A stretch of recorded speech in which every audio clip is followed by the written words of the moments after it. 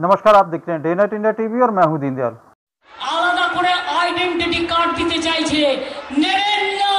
বলবেন আমার আধার কার্ড আছে, আমার রেশন কার্ড আছে, আমি তোমার 2 নম্বরই কার্ড নেব না। ওই কার্ড যদি নেন এনআরসিতে পড়ে যাবেন, আপনাদের সব বাদ দিয়ে দেবে।